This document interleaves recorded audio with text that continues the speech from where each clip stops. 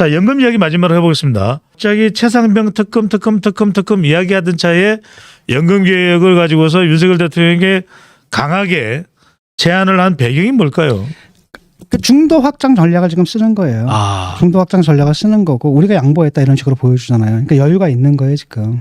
이젠 됐고 확실히 이제 신명 체제를 만들었고 예. 이제는 중도까지 가겠다라고 하는 가운데 어떤 발언이 나오냐면은 그 종부세 완화 발언까지 나오는 거죠. 예. 이제 보수층까지도 쉽게 말하면 서울에서 진 지역이 대개는 뭐 바로 그 약간 좀 비싼 집 예. 사람들 지역이잖아요, 되게. 예. 그러니까 그쪽도 이제 공략해 볼 수 있다. 이거 딱 보니까 잘하면 되겠는데. 그래서 거기를 이제 공략하려고 두 개 하는 게 하나가 이제 연금 개혁 얘기고 그다음에 이제 민생 드라이브를 한다는 얘기죠. 원래 추미애 시켜가지고 그 국회에서 이제 막 특검이니 뭐 탄핵이니 이런 건 국회에서 알아서 그냥 하시고 나는 이제 이런 식으로 해서 대권 주자로서의 행보를 하겠다. 아하. 그 얘기를 지금 하는 겁니다. 예. 그래서 지금 이것도 근데 정부에서 좀 잘 못 받아치는 것 같거든요. 원래는 두 가지가 있습니다. 하나는 지금 그 구조 개혁하고 이제 모수 개혁이잖아요. 예, 모수 개혁이 뭡니까? 쉽게 말하면 비율을 조정하는 거, 얼마를 내고 얼마를 이 부분이고 구조 개혁이라는 건 연금 이것만 가지고 되는 게 아니거든요. 예를 들어 가지고 국민연금이 있고 여기 또 사학연금이 있고 공무원연금이 있고 뭐 이런 게 다 있는 군인연금이 있고 군인연금이 있고 이러는데 여기는 엄청나게 받거든요. 실제로 진짜 그 생활에 다 정말 도움이 될 정도로 받는데 국민연금이 이건 뭐 용돈이잖아요. 이거 어떻게 되냐 형평성의 문제도 있고 그래서 이 전체적으로 한번 연금 시스템을 손봐야 된다라는 거거든요. 근데 그 구조고 오래 걸린다라는 겁니다. 그래서 지금 뭐냐면 영수회담 때 그 얘기를 했는데 그때는 어떻게 부딪혔냐면 일단은 9% 13% 올리는 거 연금 더 내는 거. 그다음에 이제 얼마를 받느냐 하면 나중에 받게 되는 걸 갖다 민주당에서 50을 받아야 된다. 소득 대체율이 50은 돼야 된다라는 건데 국민의힘에서 그랬다가는 바닥난다. 예. 결국 우리가 지금 개혁하자라는 게 결국 언젠가 이게 바닥이 나는데 그게 계속 가까워지고 있거든요. 그렇게 되면 미래 세대는 바로 걷어가지고 그러니까 비축해놓은 돈 없이 적립금 없이 바로 걷어서 바로 해야 된다. 아이고. 라고 한다면 미래 세대한테 엄청나게 큰 부담이 간다라는 겁니다. 그렇기 때문에 그 시한을 대체로 늦추자. 그래서 저는 둘 다 뭐 나름대로 타당하다고 생각하거든요. 각자 그 장점이 있고 각자 장점이는 아니고 타협해서 할 문제라고 보는 겁니다. 그랬는데 그래서 그 국힘에서는 그냥 50이 아니라 43을 내놨었어요 원래. 43. 소득 대체율입니다. 그 다음에 그 민주당에서 안 움직이니까 44까지는 우리가 타협할 수 있다라고 했어요. 예. 이걸 갖다 민주당이 받은 거예요. 44 한다고 했지 우리가 받을게. 라고 했더니 갑자기 또 이제 국힘 쪽에서 뭐 하냐면 대통령실하고 국힘 쪽에서는 21대 지금 다 끝나가는데 22대 때는 오냐자 이렇게 넘어가는 거. 그러니까 이제 국회의장 같은 경우에 뭐라 그러냐. 그렇다면 모수개혁 이거는 여기 합의할 수 있지 않냐 다. 수치는. 네. 그다음에 구조개혁은 22대 하자라고 했는데 그 정부 입장에서는 뭐 그냥 다 22대 합시다. 이렇게 되다 보니까 사실 여기서도 뭔가 밀린다는 느낌이 들잖아요.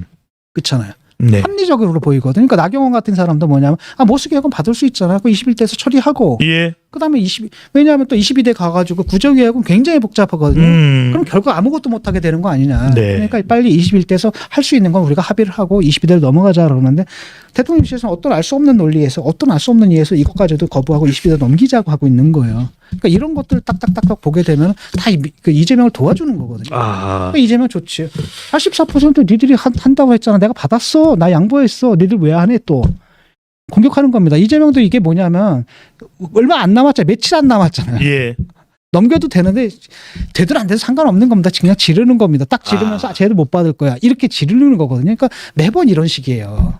그래서 좀 답답하죠. 이런 걸 딱 보게 되면. 어찌 보면 전략적인 시도를 통해서 오히려 국민들의 관심을 모으고 정치적인 이득을 얻어가는. 그러니까 이재명 굉장히 그런 쪽으로 그런 쪽으로 머리가 잘 돌아요. 명민하거든요. 그러니까 나는 지금 대권 행보하는 거예요. 나 연금 개혁 나 지금 내가 신경 쓰고 있는데 정부에서 거부하고 있는 거야. 이렇게. 두 번째로는 뭡니까? 종부세. 그래 우리가 잘못했어. 용서해 주세요.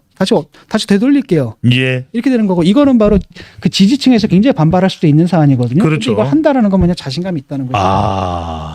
예컨대 대통령이 뭐라 했습니까? 총리 뭐 누구 시킬 수 있어. 저쪽 사람 시킬 수도 있어라고 했는데 막 당원 게시판이 난리가 나잖아요. 취약하니까 그런 거거든요. 예. 그런데 그렇게 되면은 사실 그렇게 또 강성들이 계속 공격을 하게 되면 대통령이 그 취할 수 있는 행동 반경이 좁아지거든요. 이렇게 되는데 지금 자기는 여유가 있는 겁니다. 그러니까 이런 식의 전통적인 지지자들이 강하게 반발할 수 있는 것도 자신 있게 지금 던지는 겁니다. 그래서 중도층을 지금 공략하고 있는 거죠. 예. 자, 연금개혁은 민생입니다. 그렇다고 해서 뭐 민주당이 마냥 옳다 또는 정부 안은 제시되지도 않았다 이렇게 이전 투구만 할 사항은 아닙니다. 연금개혁뿐만 아니라 노동개혁 또 교육개혁 또 의료개혁까지 첩첩산중입니다.